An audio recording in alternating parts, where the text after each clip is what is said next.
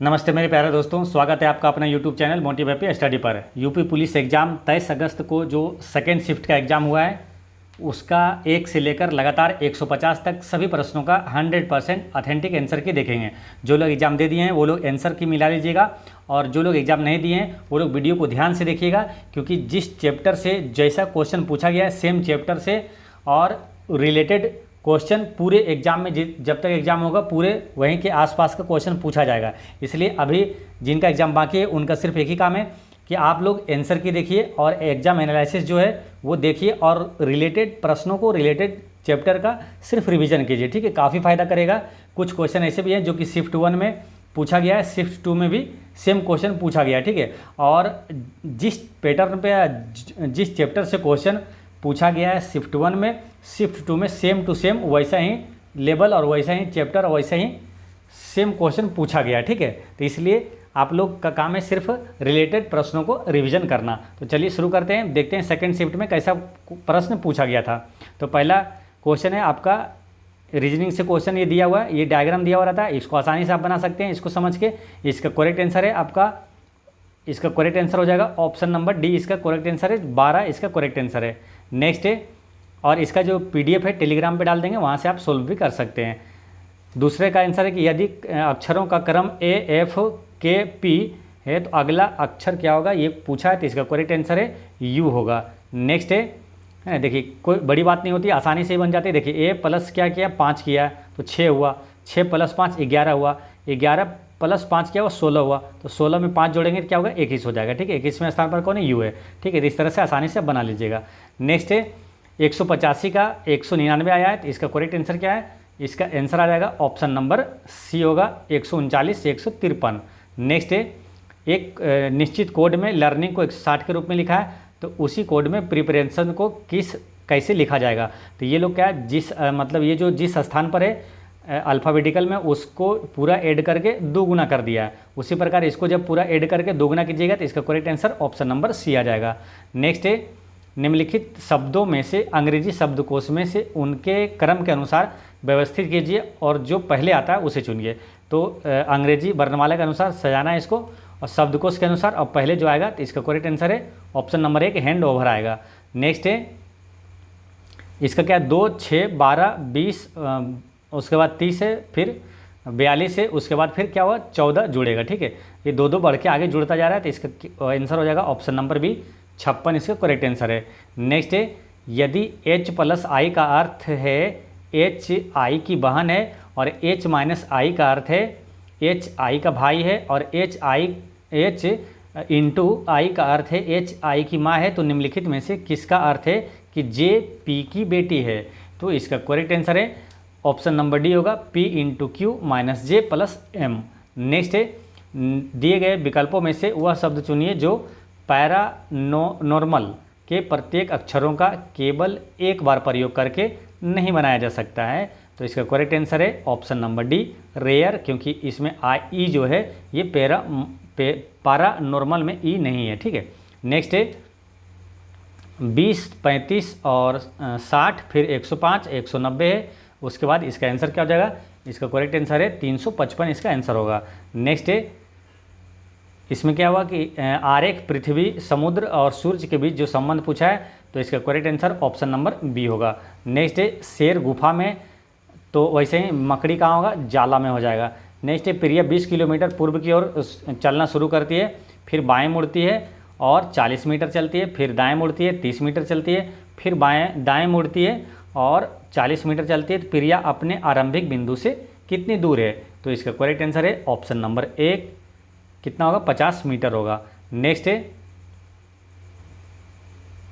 ये रीजनिंग का क्वेश्चन है, इसका करेक्ट आंसर है ऑप्शन नंबर 13 का आंसर है ऑप्शन नंबर डी होगा इसका करेक्ट आंसर। जैसे इसमें क्या हुआ, देखिए ये ऐसे दिया हुआ है और एरो ऊपर है, ठीक है, फिर एरो ऊपर है, लेकिन ये क्या हुआ, ये जो ऐसे है कोष्टक, ये इसका क्या हुआ उल्टा हो गया, यहाँ पर है ना, दूसरे में उल्टा हो गया, फिर ऐसे है इसमें, फिर यहाँ उल्टा हो गया, फिर इसमें ऐसे है, तो बाद में क्या होगा उल्टा होगा, तो यानी ऐसे वाला होगा। ठीक है, और एक चीज़ और क्या होगा कि देखिए एक तो ये होगा, पहले ध्यान देना ये, क्योंकि ये ऐसे वाला है तो ये उल्टा वाला होगा, और दूसरा क्या देखिए 2 बार एरो ऊपर है ना, 2 बार यहाँ नीचे, फिर 2 बार ऊपर जाएगा, यहाँ ऊपर है फिर ऊपर आएगा, तो इस तरह इसका आंसर क्या हो जाएगा, ऑप्शन नंबर डी में ही ऐसा है। नेक्स्ट है, एक साइकिल चालक 12 किलोमीटर पश्चिम की ओर जाता है, फिर दाएं और मुड़कर 7 किलोमीटर दूरी तय करता है। साइकिल चालक अब किस दिशा की ओर जा रहा है, तो इसका करेक्ट आंसर है उत्तर में जा रहा है।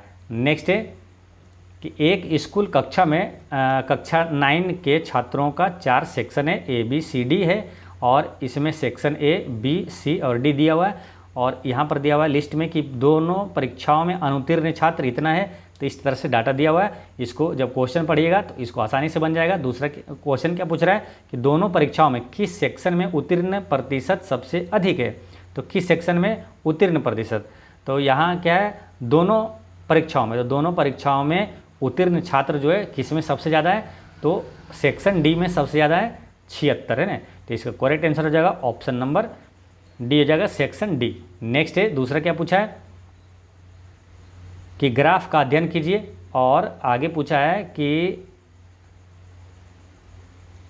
ये पता लगाइए कि पिछले वर्ष से अगले वर्ष तक चाय की अधिकतम प्रतिशत क्या वृद्धि, जो वृद्धि है अधिकतम प्रतिशत वृद्धि क्या है, तो अधिकतम प्रतिशत वृद्धि चाय के बारे में पूछा है। तो यहाँ दिया हुआ डाटा 2020, 21, 22 और 23, तो कब ज़्यादा वृद्धि हुआ, तो यहाँ पर होगा 2023 में जो है ये 17 से 20 जो वृद्धि हुआ, 3% वाला 17 से ये सबसे ज़्यादा वृद्धि है, और ये है कितना 17 इसको निकालिएगा तो 17.65 इसका करेक्ट आंसर आएगा।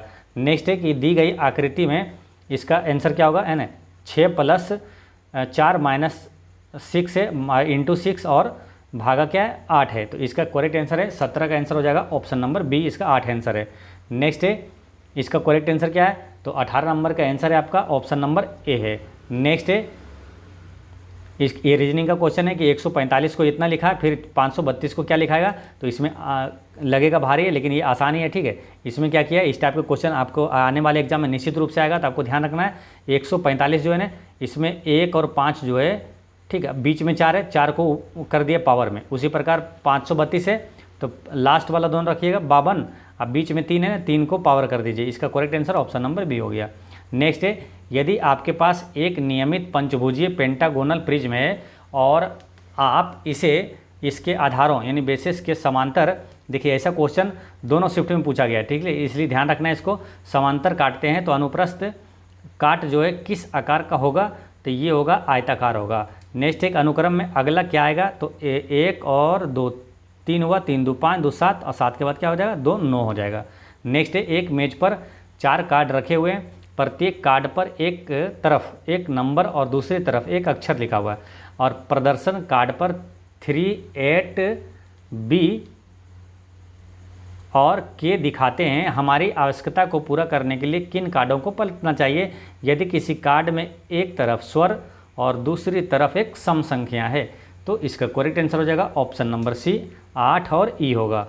नेक्स्ट है, एक लड़की की ओर इशारा करते हुए ब्लड रिलेशन से 3 से 4 प्रश्न हर शिफ्ट में पूछा जा रहा है, ठीक है, तो ये भी ध्यान रखना है। एक लड़की की ओर इशारा करते हुए विपिन कहता है कि यह लड़की मेरे पिता की एकलौती संतान की बेटी है, तो विपिन की पत्नी पार्वती की उस लड़की से क्या संबंध है, तो इसका करेक्ट आंसर है वो माँ हो जाएगा। नेक्स्ट है कि कैमरा फोटोग्राफर हो जाएगा, तो माइक्रोस्कोप का यूज कौन करेगा, बायोलॉजिस्ट करेगा, इसका करेक्ट आंसर डी हो गया। नेक्स्ट है कि डॉल्फिन और व्हेल ये समान कैसे है, तो डॉल्फिन और व्हेल वो दोनों हवा में सांस लेते हैं। नेक्स्ट है, इसमें पूछा है कि ट्रेंगल्स क्या है, इसमें कितना होगा, सेम क्वेश्चन यही शिफ्ट 1 में भी पूछा गया और उसका भी आंसर 16 था और इसका भी आंसर 16 है। नेक्स्ट है, दिए गए चित्रों में वह चुनिए जो दी गई श्रृंखला को पूरा कर सके, तो इसका करेक्ट आंसर है 27 का आंसर हो जाएगा ऑप्शन नंबर डी हो जाएगा, ऑप्शन नंबर डी। नेक्स्ट है, निम्न में से विषम को पहचानिए, तो इसका करेक्ट आंसर हो जाएगा 28 का आंसर हो जाएगा भी ऑप्शन नंबर डी ही होगा। नेक्स्ट है कि दी गई आकृति में कितने आयत हैं, तो आयत इसमें काउंट करिएगा, तो इसका करेक्ट आंसर आएगा ऑप्शन नंबर सी, 15 आयत है, ठीक है। नेक्स्ट है, इसमें अगला संख्या पूछा है, तो इस टाइप के 4-5 क्वेश्चन पूछा जा रहा है, तो इसलिए ये सीरीज वाला ये ध्यान रखना है। 65 इसमें क्या किया, -7 किया, फिर -7 किया, 48 में -7 41 और 41 में -7 कर दीजिए, तो आंसर क्या आ जाएगा 34, इसका करेक्ट आंसर हो जाएगा। नेक्स्ट है ये टुकड़े वाला भी पूछा जा रहा है। नहीं, सेम क्वेश्चन मतलब कि ऐसा ही सेम जिस टाइप का क्वेश्चन पूछा गया है, सभी प्रश्न सेम टाइप से सेकंड शिफ्ट में भी पूछा गया, ठीक है। और हर शिफ्ट में ऐसा ही क्वेश्चन लगभग सेम आएगा, ठीक। तो ये एक बार आप जरूर है कि इस टाइप के प्रश्नों को और आंसर की को ध्यान से देखिए, ठीक है, क्या क्या आंसर हो रहा है, किस टाइप से बन रहा है। तो इसका करेक्ट आंसर है 31 का आंसर हो जाएगा ऑप्शन नंबर बी, इसका करेक्ट आंसर है। नेक्स्ट है कि उन अक्षरों की जोड़ी को चुनिए जो समूह में अन्य से भिन्न है। तो इसका करेक्ट आंसर हो जाएगा ऑप्शन नंबर सी, इसका करेक्ट आंसर है। श्रृंखला में आगे क्या आएगा, इसका करेक्ट आंसर है 33 का हो जाएगा ऑप्शन नंबर डी, 245 होगा। नेक्स्ट है कुछ छात्र यात्रा पर गए और खर्च किए जाने की कुल नियोजित राशि 96 रुपये थी। हालांकि 4 छात्र नहीं आए और परिणाम स्वरूप शेष छात्रों को 4 रुपये अतिरिक्त देना पड़ा। तो यात्रा में भाग लेने वालों की संख्या क्या थी, तो इसको ऑप्शन के अनुसार से बना दीजिएगा, ठीक है। जैसे मान के चलिए इसका ऑप्शन 12 लेते हैं, ठीक है। तो ये क्या हुआ कि 96 रुपये टोटल उसका अनुमान था। तो 12 8 96 रुपये, 8 रुपये सबका था। लेकिन 4 छात्र नहीं आए, यानी कि 8 छात्र गया, ठीक। 8 छात्र गया तो फिर 96 रुपये उसके एस्टिमेट है। तो अब कितना लगेगा, 8 से भागा दीजिएगा, 12 रुपये लगेगा, ठीक है। यानी 4 रुपये अतिरिक्त देना पड़ा उसे, ठीक है। तो यहाँ इसे 12 से सेटिस्फाइड कर रहा है। तो भाग लेने वाले छात्रों की संख्या कितना था, 12 था, ठीक है। नेक्स्ट है 4 अक्षर समूह दिए गए हैं जिनमें से 3 अक्षर समूह किसी न किसी रूप से एक जैसे हैं, जबकि जो एक अक्षर समूह है वो विषम है। तो उसको आपको चुनना है। तो इसका करेक्ट आंसर है ऑप्शन नंबर सी होगा, OQRT। नेक्स्ट है इसमें भी विषम चुनना है। तो इसमें क्या है, देखिए वृत्त के अंदर है, ये एक त्रिभुज है ना, वृत्त के अंदर ये ब्लैक वाला त्रिभुज है, यहाँ भी वृत्त के अंदर ब्लैक वाला त्रिभुज है, यहाँ भी वृत्त के अंदर है, ये वृत्त के बाहर है। तो वृत्त के बाहर वाला आंसर हो जाएगा ऑप्शन नंबर बी होगा।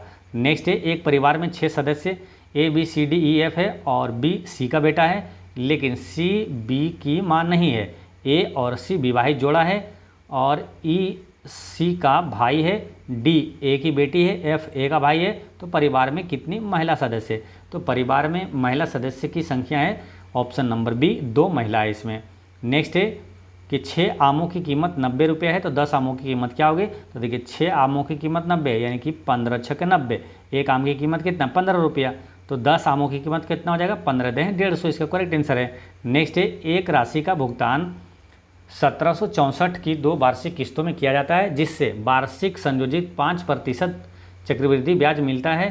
तो उधार ली गई राशि क्या होगा, तो इसका करेक्ट आंसर है ऑप्शन नंबर 1 हो जाएगा 3280।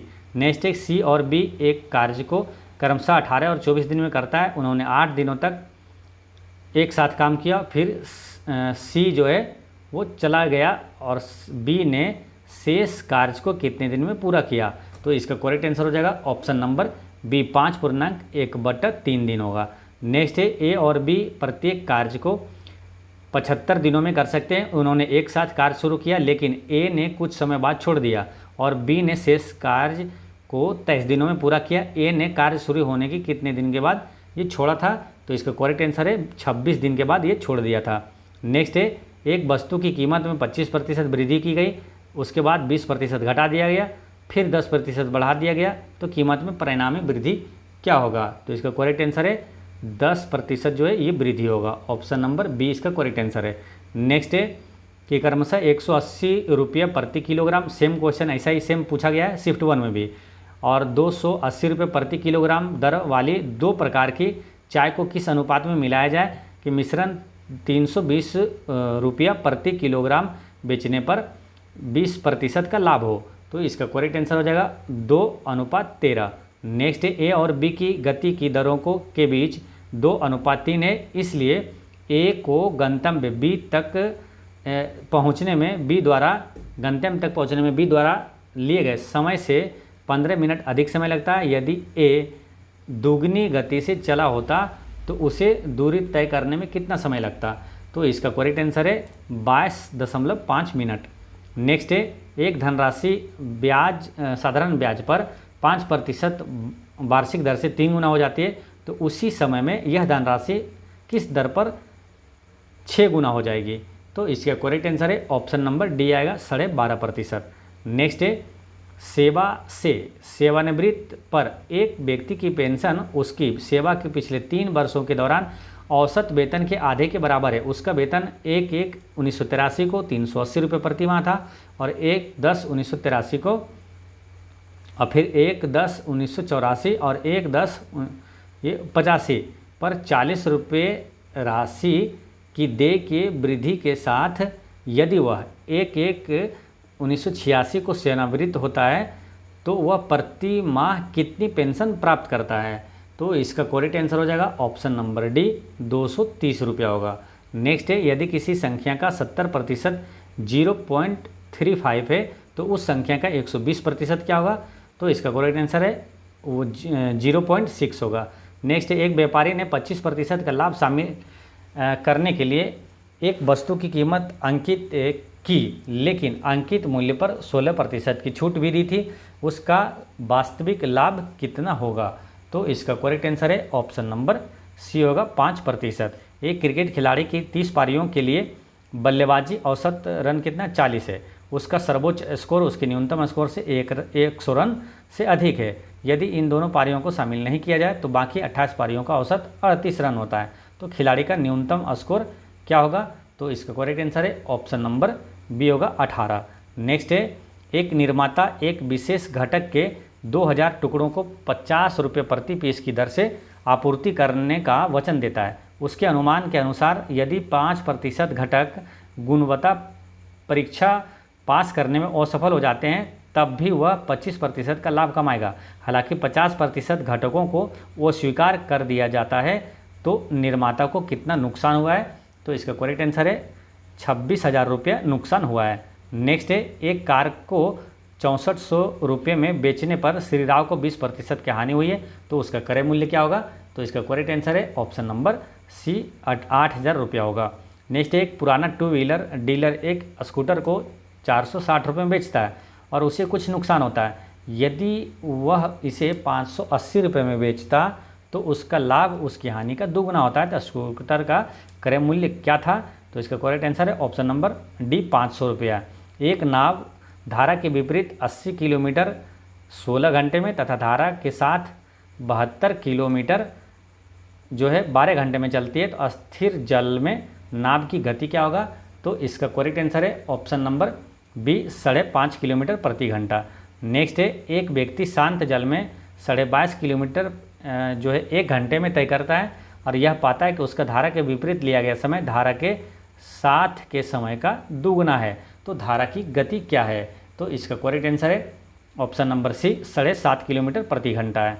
नेक्स्ट है, आपको महत्तम समवर्तक पूछा है HCF है ना, 1/2, 2/3 और 3/4 और 4/5 का HCF क्या होगा। तो जब HCF निकालने बोले तो ऊपर का HCF निकाल दीजिए और नीचे का LCM निकाल दीजिए।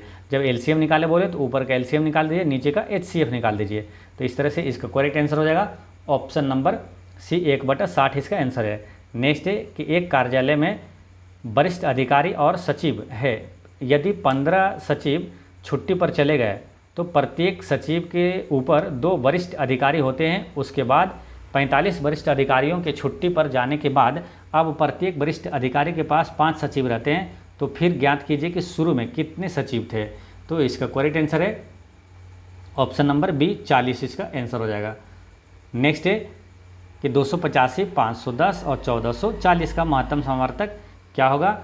तो महत्तम समवर्तक मतलब वह बड़ी से बड़ी संख्या जो सभी को काट दे। तो इसका करेक्ट आंसर हो जाएगा ऑप्शन नंबर बी, 15।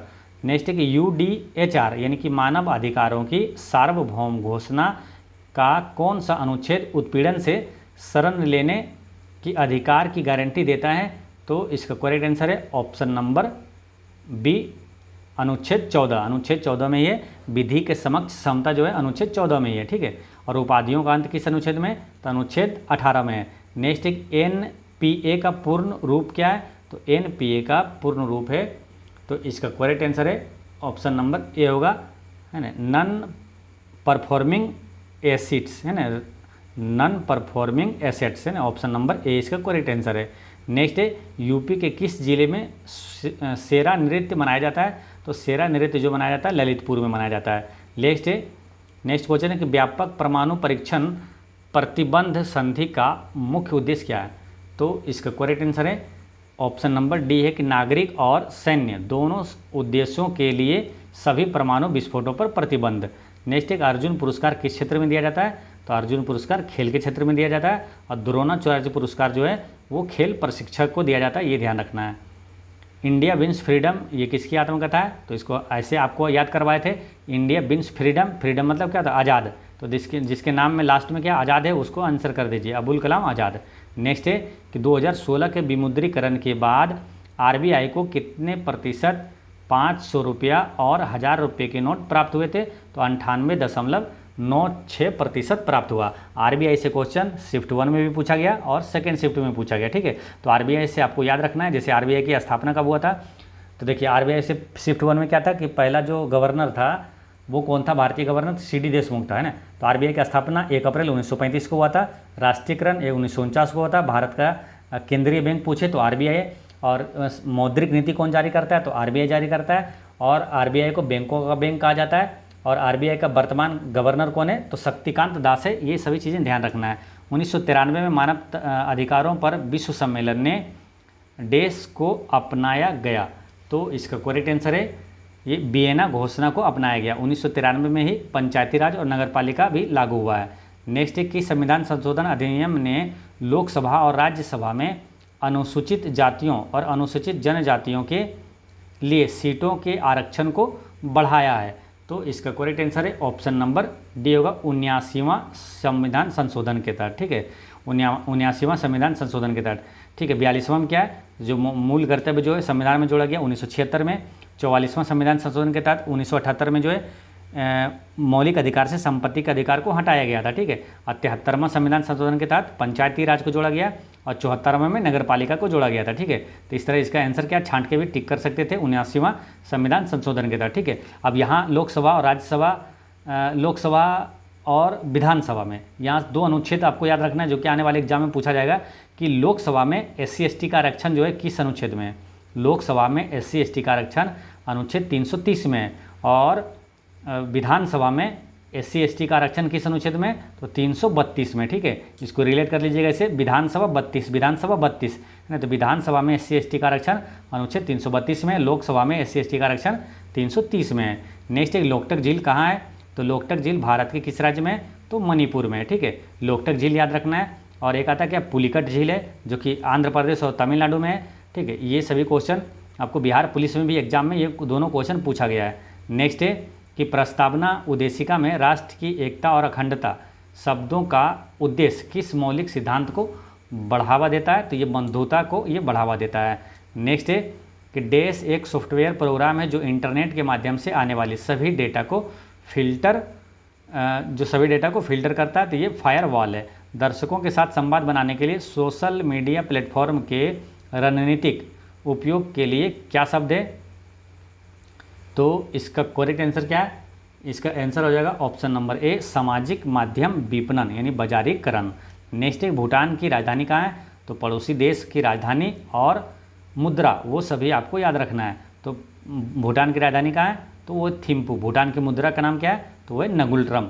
भारत में सबसे लंबा नदी पुल कौन सा है, तो ये क्वेश्चन सेम आपको बिहार पुलिस में भी पूछा गया और यहाँ भी पूछा गया है, ठीक है। तो भारत में सबसे लंबा जो नदी पुल है ये भूपेन हजारिका सेतु है, और ये कहाँ है, तो किस नदी पर है ये पूछा गया था बिहार पुलिस में, ठीक है। तो ब्रह्मपुत्र नदी पर है, असम में, ठीक, तो ये ध्यान रखना है। नेक्स्ट है सरकार ने किसान क्रेडिट कार्ड योजना कब पेश की, तो किसान क्रेडिट कार्ड योजना ये आया था कब, 1998 में, ठीक। नेक्स्ट है भारत और वियतनाम के बीच साझेदारी के ने उनके जो क्षेत्रीय सुरक्षा परिदृश्य में किस प्रकार का परिवर्तन आएगा, तो रक्षा सहयोग और समुद्री सुरक्षा बढ़ाकर, ठीक है। भारत और वियतनाम के बीच सैन्य अभ्यास का नाम क्या है, तो विनवेक्स है, ठीक है, याद रखना है, विनवेक्स है ना, वियतनाम और इंडिया के बीच है।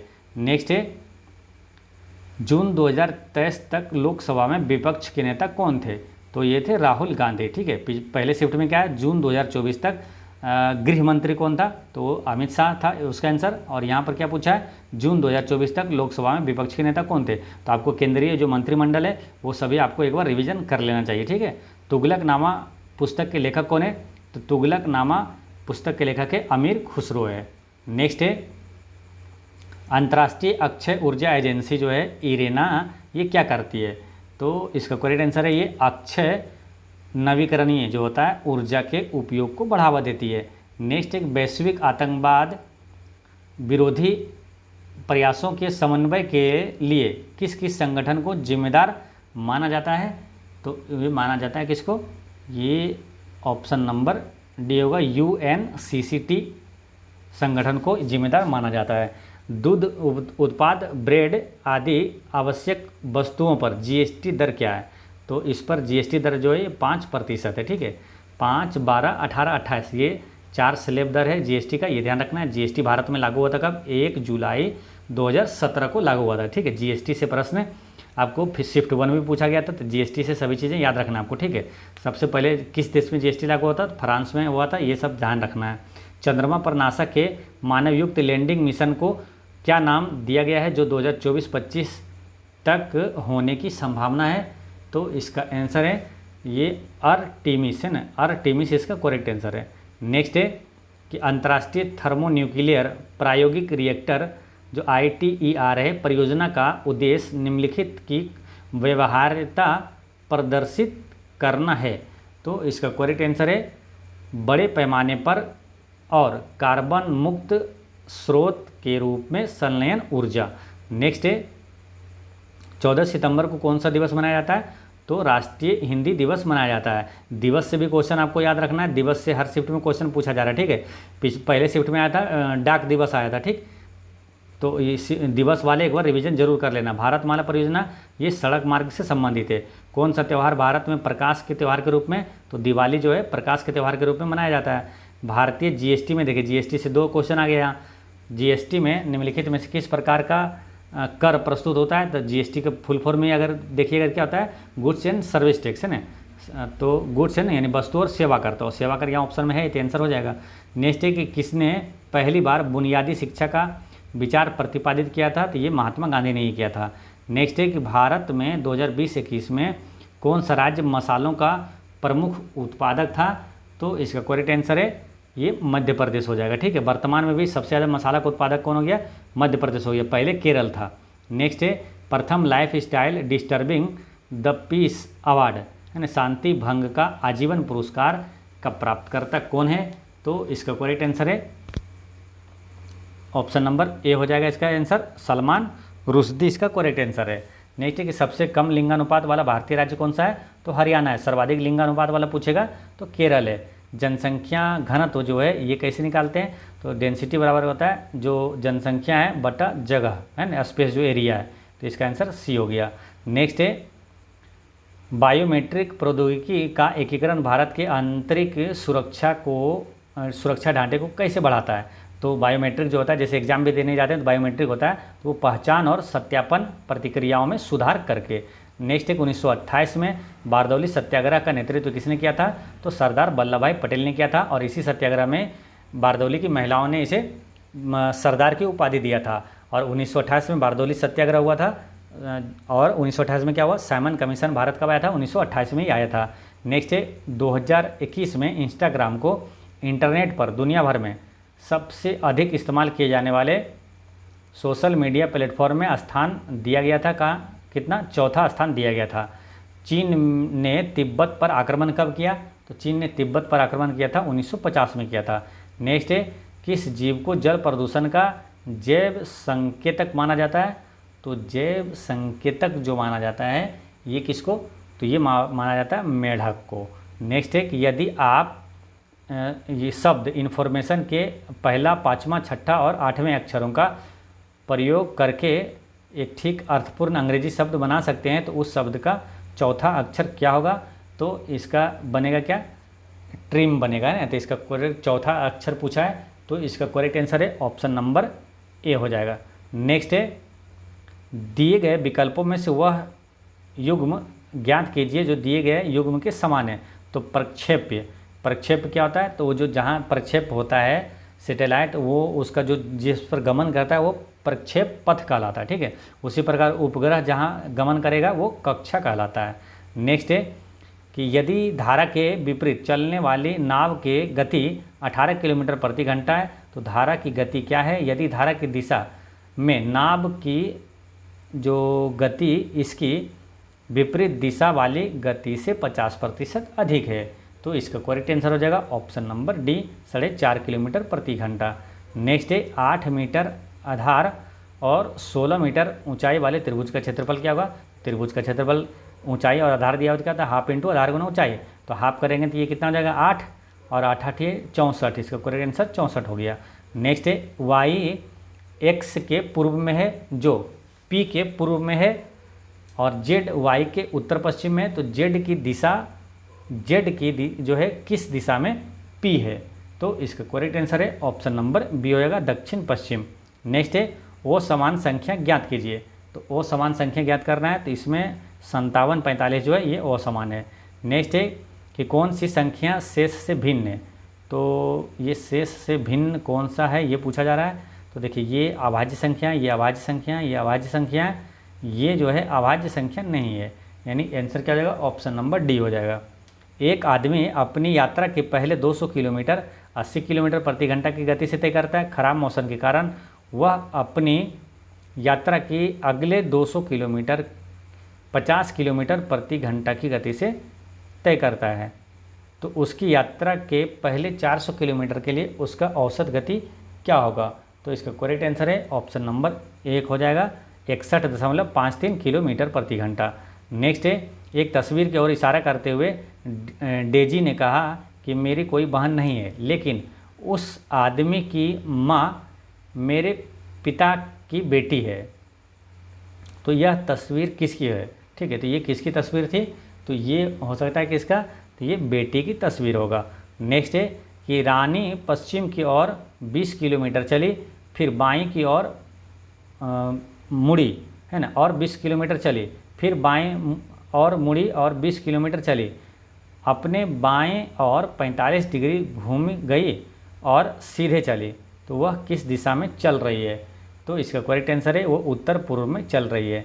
नेक्स्ट है कि निम्नलिखित तालिका पढ़िए और दी गई शर्तों के अनुसार इतना के लिए प्रासंगिक कोड बताना है। ठीक है, तो जैसे दिया हुआ है 4 7 2 9 3 8। ठीक, आगे क्या शर्त दिया हुआ है कि यदि संख्या के पहले और अंतिम दोनों अंक विषम है तो दोनों को एस के रूप में कोडित किया जाना चाहिए। तो दोनों अंतिम और लास्ट विषम होना चाहिए, तो है नहीं, तो इसका कोई मतलब नहीं है। दूसरा क्या है, यदि संख्या के पहले और अंतिम दोनों अंक जो है सम अंक है तो दोनों को जेड के रूप में कोडित किया जाना चाहिए, यानी कि दोनों को जेड बोलेंगे। जैसे ये 4 है सम और दोनों इधर 8 है सम, तो दोनों को जेड हो जाएगा। ठीक है, तो जेड और जेड लास्ट में होगा, ये ध्यान रखना है। ठीक है, जैसे यहाँ ये इसको कोड करने के बोला है ये पूरे अंक को। ठीक है, तो जेड और जेड हो जाएगा 4 और 8 का। ठीक, 7 का क्या हुआ, 7 का यहाँ दिया हुआ है टी, है ना, तो जेड और जेड वाला जैसे होगा तो ये वाला कैंसिल हो जाएगा, है ना, क्योंकि दोनों कॉर्नर पे क्या जेड है, तो जेड और टी हो जाएगा, है ना। 4 7 है तो जेड और टी वाला आंसर, जेड और टी इसमें भी है इसमें भी है। फिर तीसरा क्या है 2 है, 2 का क्या एम है, तो Z T M option number C में इसका करेक्ट आंसर है। नेक्स्ट है कि श्रृंखला 15 36 63 और 96 में अगली संख्या ज्ञात कीजिए। तो अगली संख्या क्या होगा, है ना, तो आगे संख्या पूछा है तो इसका करेक्ट आंसर हो जाएगा ऑप्शन नंबर सी 135 होगा। नेक्स्ट है कि 18 120 का लिखा है रेट, तो इतना को क्या लिखना है। ठीक है, तो देखिए 18 रेट कैसे लिखा है, आर का आर कितने स्थान पर है 18 पर है, फिर ए का है 1 और टी का है 20 लिख दिया। ठीक है, तो 18 120 हो गया। तो उसी प्रकार इसको लिखिए, तो 18 यहाँ 18 के जगह पर क्या आएगा आर। ठीक है, फिर 9 के जगह पर क्या आएगा आई, फिर क्या है 14 के पास आ जाएगा एन, है ना, फिर 7 का आ जाएगा जी और 19 का आ जाएगा एस, यानी रिंग्स इसका करेक्ट आंसर हो गया। नेक्स्ट है विषम युग्म ज्ञात कीजिए। तो विषम इसमें से आपको बताना है, तो इसका विषम इसका करेक्ट आंसर हो जाएगा ऑप्शन नंबर सी हो जाएगा कछुआ और कुर्म। और नेक्स्ट है कि एक परिवार में 5 सदस्य पी क्यू आर एस और टी है, पी और क्यू एक विवाहित जोड़ा है, क्यू महिला है, पी आर का इकलौता बेटा है जिसकी एकलौती बेटी एस है, तो टी एस की माँ है, तो क्यू टी से कैसे संबंधित है। तो क्यू टी से कैसे संबंधित है, तो इसका करेक्ट आंसर है ऑप्शन नंबर डी बहू से, है ना। नेक्स्ट है पाई चार्ट दिया हुआ है, इसका पाई चार्ट दिया हुआ है। ठीक है, और इसमें आगे पूछा क्या है कि यदि किसी पुस्तक का अंकित मूल्य लागत मूल्य से 40% अधिक निर्धारित किया गया है और अंकित मूल्य 280 है, तो पुस्तक की एक प्रति में प्रयुक्त कागज़ की लागत क्या होगी? तो इसका करेक्ट आंसर क्या हो जाएगा? इसका करेक्ट आंसर हो जाएगा ऑप्शन नंबर डी हो जाएगा ना, 50 रुपये इसका करेक्ट आंसर है। नेक्स्ट है, नीचे दी गई अक्षर श्रृंखला के अनुसार प्रश्न का उत्तर दीजिए। ठीक है, और आगे दिया क्या, दी गई व्यवस्था में कौन से दो पड़ोसी वर्णमाला क्रम में सबसे दूर है? तो वर्णमाला क्रम में कौन सा ऐसा पड़ोसी है जो वर्णमाला क्रम में सबसे दूर है? तो इसका करेक्ट आंसर है ऑप्शन नंबर बी होगा, डी और वाई। नेक्स्ट है कि यदि लोगों के एक समूह में 40 को चाय पसंद है, 30 को कॉफ़ी पसंद है, 20 को चाय और कॉफ़ी दोनों पसंद है, तो कितने लोगों को केवल चाय पसंद है? तो इसका करेक्ट आंसर है ऑप्शन नंबर ए, है ना, 20 लोगों को केवल चाय पसंद है। नेक्स्ट है आपका गद्यांश दिया हुआ है। गद्यांश में क्या करना है, पहले आपको क्वेश्चन ही पढ़ लेना, ठीक है, उसके बाद आप गद्यांश पढ़िए, पूरा आंसर सब दिमाग में आते जाएगा। ठीक, तो पहले इसका ट्रिक होता है कि गद्यांश को ही जो क्वेश्चन है वही पढ़ना चाहिए। पैसेज में जब भी है तो क्वेश्चन को पहले पढ़ना चाहिए। ठीक है, तो कवित्री का अधिकांश रचना है, तो ये देशभक्ति पूर्ण इसका आंसर हो जाएगा। खूब लड़ी मर्दानी, वह तो झांसी वाली रानी थी, में मर्दानी शब्द का अर्थ क्या होगा? तो ये होगा पुरुषत्ववान होगा। इसका करेक्ट आंसर सी है, पुरुषत्ववान। उक्त गद्यांश का सही शीर्षक हो सकता है, तो ये झांसी की रानी इसका सही शीर्षक हो सकता है। इस कविता का कवित्री कौन है? तो सुभद्रा कुमारी चौहान है ना। नेक्स्ट है, इस कविता में प्रयोग किया गया रस कौन सा है? तो ये है वीर रस, है ना। और विदुर का स्त्रीलिंग क्या होता है? तो विधवा इसका स्त्रीलिंग हो जाता है। नेक्स्ट है, तुम कब आओगे, इस वाक्य में उचित विराम का प्रयोग कीजिए। तुम कब आओगे यानी क्वेश्चन पूछा जा रहा है, ये क्या हो जाएगा? प्रश्नवाचक चिन्ह हो जाएगा। 1987 में मगध कविता के लिए साहित्य अकादमी पुरस्कार किसे दिया गया है? तो 1987 में जो है साहित्य अकादमी पुरस्कार ये मिला था किसको? ये मिला था श्रीकांत वर्मा को मिला था। ठीक है, निम्नलिखित में से कौन सा शब्द विशेषण है? तो विशेषण यहाँ निपट इसका करेक्ट आंसर हो जाएगा।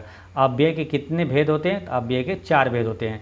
री वर्ण का उच्चारण स्थान है, तो री वर्ण का उच्चारण स्थान है री बोलते हैं क्या? मूर्धा। नेक्स्ट है, काव्य की शोभा बढ़ाने वाले धर्मों को अलंकार कहते हैं। इस उक्ति में प्रयुक्त धर्म शब्द का क्या अर्थ है? तो धर्म शब्द का यहाँ पर मतलब होता है गुण को, है ना, गुण। नेक्स्ट है, कानन का पर्यायवाची शब्द है, तो कानन का पर्यायवाची इसका करेक्ट आंसर हो जाएगा ऑप्शन नंबर ए। वन जो है कानन का पर्यायवाची है। देखिए वन जो कानन का पर्यायवाची अरण्य भी होता है, ये भी ध्यान रखना है। नेक्स्ट है कि कृता कृत में समास है, तो कृता कृत में कौन सा समास है? तो इसमें कर्मधारय समास है। निम्नलिखित में से किस वाक्य में कर्तृवाच्य का प्रयोग हुआ है? तो कर्तृवाच्य का प्रयोग हुआ है मोहन पुस्तक पढ़ रहा है। नेक्स्ट है, निम्नलिखित में से पुल्लिंग शब्द को छांटिए। तो पुल्लिंग शब्द को इसमें से छांटना है कि इसमें कौन पुल्लिंग है। ठीक है, तो इसका करेक्ट आंसर है ऑप्शन नंबर डी, आहार इसका आंसर है। माघ फाल्गुन में पड़ने वाले ऋतु के लिए एक शब्द है, तो उसके एक शब्द है शिशिर। नेक्स्ट एक अभिज्ञ शब्द का समभिन्नार्थक क्या है? तो अभिज्ञ शब्द का समभिन्नार्थक शब्द क्या है? जानकार हो जाएगा। चीफ की दावत कहानी के रचनाकार कौन है? चीफ की दावत कहानी के रचनाकार हैं ये भीष्म साहनी है। ठीक है, इसका करेक्ट आंसर भीष्म साहनी हो जाएगा। नेक्स्ट है, निम्नलिखित में से कौन सा अर्धविराम है? तो अर्धविराम है ऑप्शन नंबर 20 का करेक्ट आंसर है। ठीक है, अर्धविराम, पूर्ण विराम और विस्मय आदि जो चिन्ह होता है, ये सभी आपको एक बार सशस्त्र निगाहों से देख लेना है, ये क्वेश्चन पूछा जा रहा है। ठीक है, तो अर्धविराम जो है ये वाला होता है, विस्मय सूचक जो चिन्ह होता है ये वाला होता है। ठीक, नेक्स्ट है, इति इति शब्द युग्म का सही विकल्प चुनिए। तो इति इति शब्द का सही विकल्प है ऑप्शन नंबर ए, समाप्ति और बाधा। नेक्स्ट है, निम्नलिखित में से वाक्य के शुद्ध रूप का चयन कीजिए। तो शुद्ध रूप का चयन कहते हैं मैं गाने का अभ्यास करता हूँ, ये शुद्ध है। बाकी जैसे मैं गाने की कसरत करता हूँ ये नहीं होता है, गाने की कसरत नहीं किया जाता है। गाने का शौक कर रहा हूँ ये भी गलत है। गाने का व्यायाम नहीं किया जाता है, गाने का अभ्यास किया जाता है। ठीक है, तो ये आंसर क्या होगा? बी। नेक्स्ट एक, अभय और उभय शब्द युग्म का सही अर्थ है। तो इसका करेक्ट आंसर है ऑप्शन नंबर ए अभय यानी कि निर्भय, और उभय मतलब उभयचर जो प्राणी होता है दोनों जगह रहता है, उभय मतलब दोनों। अंधेर नगरी का अर्थ है, तो अंधेर नगरी का अर्थ होता है अन्याय की जगह। नेक्स्ट है कि कांति कलांति शब्द युग्म का सही अर्थ है, तो कांति मतलब होता है चमक और क्लांति मतलब होता है थकावट, तो आंसर क्या होगा ऑप्शन नंबर बी। नेक्स्ट है कि आधि व्याधि शब्द युग्म में आधि का अर्थ निम्नलिखित में से क्या है, तो आधि का अर्थ इसमें है मानसिक कष्ट है, तो जो है वर्ग की ध्वनियों का उच्चारण स्थान है, तो कहाँ है ये दंत है, इसका करेक्ट आंसर बी हो गया। नेक्स्ट है वह लाचार है क्योंकि वह अंधा है, ठीक है, वह लाचार है क्योंकि वह अंधा है। इस वाक्य में अव्यय कौन सा है, तो वो लाचार है क्योंकि वह अंधा है, यानी कारण बता रहा है ना क्यों अंधा है, उसका कारण क्या है, वह लाचार है उसका कारण क्या है, वह अंधा है, तो ये कारणवाचक इसका वाक्य है ये। बिनु पग चले सुने बिनु काना कर बिनु कर्म करे विधि नाना, इस पंक्तियों में प्रयुक्त अलंकार है, तो इसका करेक्ट आंसर है इसमें विभावना अलंकार है, ऑप्शन नंबर डी। नेक्स्ट है निम्नलिखित में से किस क्षेत्र में विशेष योगदान के लिए ज्ञानपीठ पुरस्कार दिया जाता है, तो ज्ञानपीठ पुरस्कार दिया जाता है साहित्य के क्षेत्र में दिया जाता है। नेक्स्ट है कि दवाई शब्द का सही बहुवचन जो रूप वाला विकल्प पहचानिए, तो दवाई का बहुवचन क्या हो जाएगा, दवाइयाँ, इसका आंसर ऑप्शन नंबर ए हो गया। नेक्स्ट है वर्णमाला किसे कहते हैं, वर्णमाला किसे कहते हैं, वर्णों के व्यवस्थित समूह को वर्णमाला कहा जाता है। नेक्स्ट है अंगारे बरसना मुहावरे का सही अर्थ क्या है, तो अंगारे बरसना मुहावरे का सही अर्थ है कड़ी धूप होना, है ना, इसका आंसर हो गया ऑप्शन नंबर ए। नेक्स्ट है कि घर का रहस्य जानने वाला बड़ा घातक होता है, अर्थ की बोधक लोकोक्ति है, तो इसका करेक्ट आंसर है ऑप्शन नंबर बी, घर का भेदी लंका ढा है। निम्नलिखित में से विशेषण शब्द है, तो विशेषण मतलब क्या है, उसका विशेषता बताता है, तो इसका आंसर क्या हो जाएगा सुंदर, है ना, वह सुंदर लड़की है, तो क्या यहाँ विशेषण शब्द हो गया सुंदर। मुझे बारिश में भीगना पसंद नहीं है किस सर्वनाम का उदाहरण है, तो ये है उत्तम पुरुष का सर्वनाम का उदाहरण है, मुझे बारिश में भीगना पसंद नहीं है, यह उत्तम पुरुष सर्वनाम का उदाहरण है। नेक्स्ट एक निर्वासित में कौन सा प्रत्यय है, तो निर्वासित में आपका प्रत्यय कौन, निर्वासित यानी कि इत प्रत्यय यानी पीछे और उपसर्ग यानी आगे आता है, ठीक है, निर्वासित में है इत प्रत्यय है, ठीक। तो दोस्तों इस तरह से टोटल 150 प्रश्नों का एकदम ऑथेंटिक आंसर होता है समाप्त। मिलते हैं नेक्स्ट वीडियो में, पढ़ते रहें मुस्कुराते रहें, जय हिंद दोस्तों।